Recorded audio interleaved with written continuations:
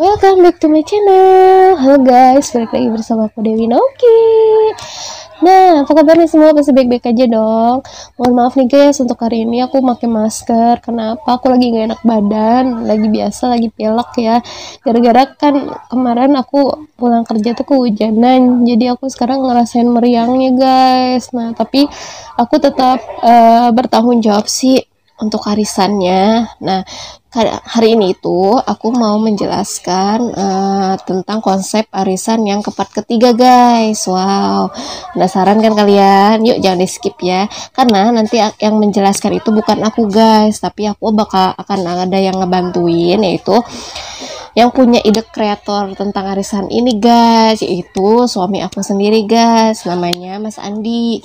Nah, nanti kalian disimak saja penjelasan dari Mas Andi ini ya, karena ini untuk penjelasan untuk arisan part ketiga, karena yang ketiga ini akan beda dengan arisan yang keempat keduanya guys, seperti itu. Nah, pokoknya kalian disimak aja sampai habis presentasinya supaya kalian memahami, jadi lebih paham lagi nanti jika sudah dimulai. Yang ingin mau ikutan boleh-boleh saja, kalian bisa masuk ke link yang ada di deskripsi, yaitu link grupnya sudah aku sediakan di deskripsi, dan tinggal kalian masuk aja di sana dan kalian pahami dulu konsep arisannya seperti apa. Nanti kalian disimak aja ya tentang arisan yang ketiga ini. Halo guys, perkenalkan nama saya Andi. Saya adalah ide kreator sekaligus editing di konten Dewi Naoki ini guys. Sebelumnya saya mau memperkenalkan diri dulu buat teman-teman yang belum kenal aku. Silahkan kunjungi channelku di bawah ini ya guys. Nama channelnya Andi Van Houten. Aku masih belum fokus sih pada channelku sendiri. Aku masih lebih aktif di channelnya Dewi Naoki. Supaya channelnya itu berkembang jadi besar dulu. Kalau aku mah gampang, jadi aku belum bisa berkonten lagi untuk di channelku sendiri kayak gitu guys. Terima kasih buat kalian yang sudah mensupport terus channel Dewi Naoki ini ya guys. Oke teman-teman, untuk arisan part ketiga ini saya ada sebuah terobosan inovasi baru ya guys. Jadi berkaca pada arisan part pertama dan part kedua ini banyak sekali kendala ya. Kalau saya perhatikan banyak banget kendalanya. Jadi di arisan yang part ketiga ini semoga bisa meminimalisir kendala-kendala yang ada di arisan part kedua dan part pertama kayak gitu guys. Semoga teman-teman yang sudah mengikuti, baik yang mau join juga, dengan adanya konsep arisan ini bisa membantu teman-teman dan kita semua bisa lebih menjalin persaudaraan dan silaturahmi, terutama para kreator pemula. Baik guys, silahkan disimak video berikut ini, jangan sampai di skip ya. Jika ada pertanyaan, teman-teman bisa berkomentar di kolom komentar. Nanti insya Allah aku bakal menjelaskan sedetail mungkin ya guys. Oke, silahkan simak video berikut ini. Nah, jadi gini guys, untuk arisan part ketiga ini nggak akan jauh berbeda dari arisan part kedua ya guys. Nah, yang bikin beda ini nanti aku bakal jelasin ya. Jadi arisan part 2 tetap aturan itu akan sama seperti arisan part 2. Aturannya itu akan tetap sama ya guys. Nah, yang bikin beda kita akan lebih sedikit berinovasi untuk mengadakan arisan part ketiga ini, karena ada beberapa kendala yang memang harus kita selesaikan di arisan part ketiga ini. Jadi kita belajar dari kesalahan arisan part kedua. Nah, di sini konsepnya itu konsep kondangan ya guys. Jadi gimana sih konsep kondangan itu? Baik, teman-teman simak ya. Contoh di sini misalkan ada 60 anggota ya yang terdaftar. Nah, sedangkan jadi masalah di sini roletnya itu cuman muat 50 doang guys. Di sini cuman muat 50 anggota saja. Nah, gimana nih cara ngakalinnya? Nah, jadi di sini kita masukkan dulu 50 peserta ke dalam rolet. Kayak gitu guys. Nah, otomatis 10 lagi gimana dong gak masuk ke rolet? Nah, jadi si 10 yang 10 ini nunggu. Jadi nunggu yang 50 ini berkurang kayak gitu guys. Yang 10 itu nungguin. Nah, kan setiap hari kan yang 50 itu akan berkurang terus ya. Jadi misalkan hari ini pemenang 1 berkurang 1, besok berkurang 1 lagi.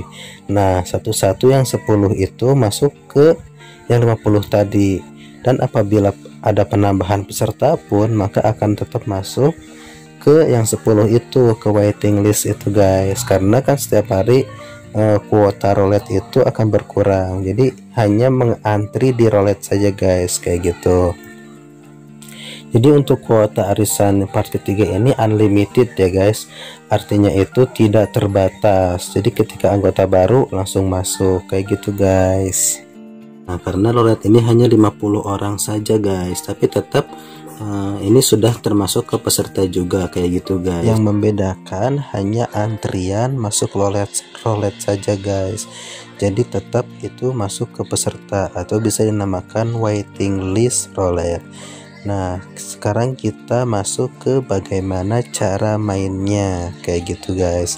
Misalkan nih pemenang nomor 1 itu menang ya guys, andai kata namanya si A yang menang.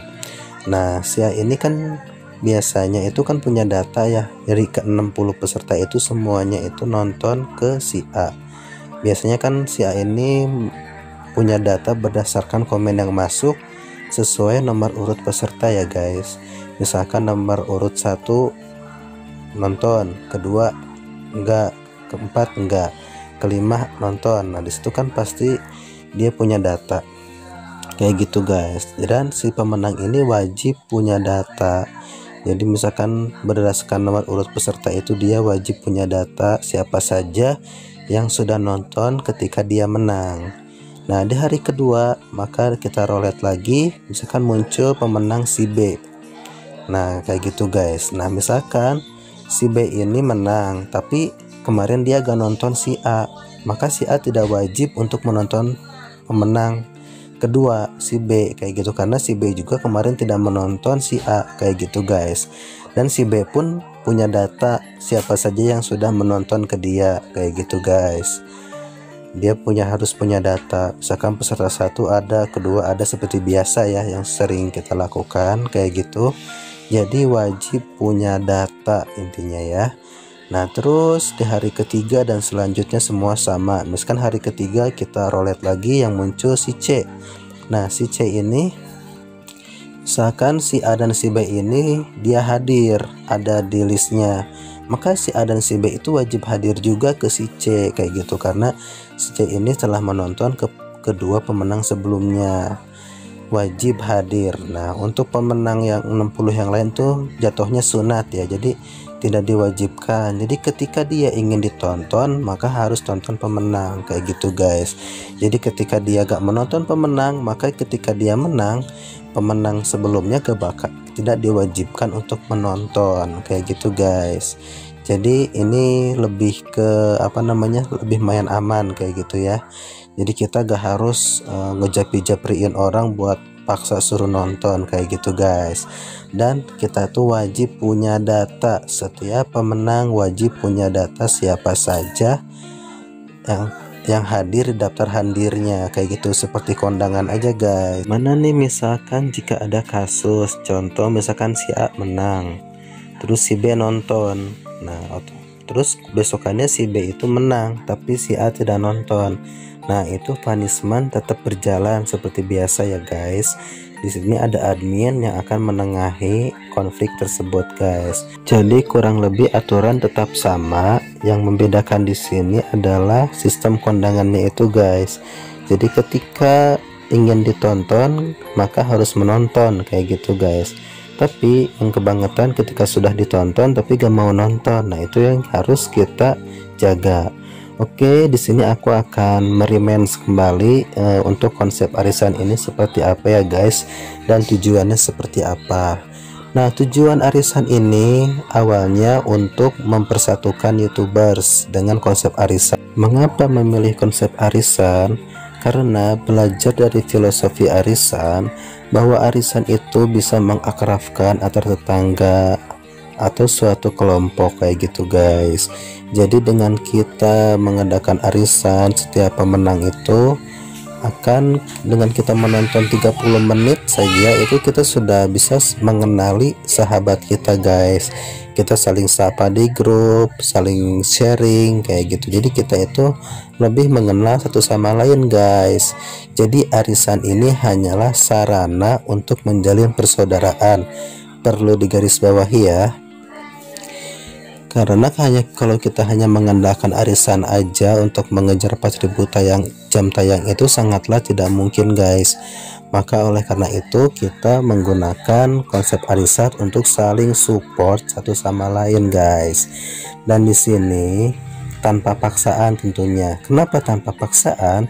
Karena sudah saling kenal dan akrab, maka akan saling support tanpa paksaan guys. Karena akan beda ketika teman-teman melihat video orang yang sudah kenal sama orang yang tidak kenal. Biasanya kalau orang yang baru kenal itu biasanya soalnya kita belum tahu kreatornya siapa, biasanya 1 atau 2 menit juga itu udah bosan. Tapi jika sudah kenal itu akan full durasi biasanya dan akan memberikan feedback atau respon yang positif juga guys, kayak gitu. Jadi kita juga mewajibkan untuk setiap peserta itu untuk saling support. Contohnya kayak saling subscribe dan saling mengaktifkan lonceng satu sama lain. Tujuannya agar kita tahu bahwa teman kita itu mengupload video, atau kita yang upload video teman kita bisa tahu. Jadi bisa saling mengunjungi, saling support menyupport kayak gitu guys. Teman kita misalkan kita upload, teman kita juga tahu pasti akan hadir juga kayak gitu guys. Jadi jika kita sudah mempunyai banyak teman dan saudara, otomatis channel kita akan semakin berkembang. Jadi kita maju bareng-bareng. Jadi sangat salah banget jika teman-teman memprediksikan bahwa dengan arisan ini bisa dengan ikut arisan mengandalkan jam tayang dari hasil menang saja, itu gak bakalan nyampe guys, jauh banget. Nah kayak gitu guys, soalnya ini bukan sistemnya, bukan sistem kayak view for view kayak gitu guys. Oh iya, buat teman-teman yang fokus, kita ada kelas view for view juga. Tapi ini tujuannya itu kan memang buat apa namanya, buat benar-benar pejuang kalian yang pengen benar-benar ngejar jam tayang. Tapi perlu digarisbawahi lagi teman-teman, jangan terlalu fokus ke sana juga, karena itu hanya mengejar jam tayang sesaat saja kayak gitu. Ketika teman-teman sudah ditonton, misalkan teman-teman sudah monetisasi, teman kalian cuman itu aja yang diajak view hanya seputaran itu aja. Cobalah teman-teman lebih terbuka lagi untuk lebih bersilaturahmi lebih luas lagi kayak gitu guys. Jadi yang aku perhatiin sih yang pada ikut view emang gak semuanya sih. Jadi gimana ya, jadi gak pernah silaturahmi ke yang lain karena sibuk dengan view tadi. Misalkan handphonenya yang harusnya, misalkan arisannya itu dalam 2 hari itu 10 jam. Iya dong, 10 jam, soalnya kan 10 peserta dikali 1 jam. Otomatis 10 jam itu, coba kalau misalkan kita nonton ke konten temen yang 10 jam itu, pasti kan pertama nambah teman, nambah sahabat. Jadi kalau 10 jam kita habiskan hanya untuk 10 orang saja yang harusnya kita mendapatkan 1000 teman, kan sayang banget gitu guys. Dan itu pun gak bakal discontinue, dalam artian 10 teman ini gak bakal discontinue itu dalam artian hanya 10 orang aja tok gitu. Kalau ini kan misalkan bisa dapat 1000 teman kayak gitu guys. Jadi sangat merugi banget gitu ya. Jadi boleh saja silakan untuk ikutan view for view, tapi ingat tujuan utama kita itu menjalin persaudaraan, bukan hanya menjalin jam tayang saja. Karena percuma kalau teman-teman cuma ngejar jam tayang aja, bukan menjalin persaudaraan. Ketika video teman-teman udah monet, siapa yang menonton video teman-teman? Kalau bukan teman atau saudara kita, persaudaraan kita kayak gitu guys. Jadi perlu diingat, kita di sini sama-sama bareng-bareng gitu ya, bukan untuk dalam artian menguntungkan diri sendiri kayak gitu guys. Jadi kita di sini saling support semuanya kayak gitu. Oke. sampai di sini cukup mengerti ya guys. Jika ada pertanyaan terkait arisan ini, teman-teman bisa komen di kolom komentar ya. Nanti akan dijelaskan sejelas-jelasnya. Terima kasih guys. Nah, pokoknya disimak ya yang sudah tadi dijelaskan sama Mas Andi. Apa sih tujuan konsep arisan ini sudah dijelaskan oleh Mas Andi ya. Semoga kalian juga memahaminya. Jika memang ada yang kurang dipahami, kalian bisa berkomentar di kolom komentar aku. Jadi kalian bisa step dipertanyakan di komentar aku, nanti aku bakal jawab satu persatu seperti itu. Oke guys, terima kasih banyak untuk waktunya dan assalamualaikum warahmatullahi wabarakatuh.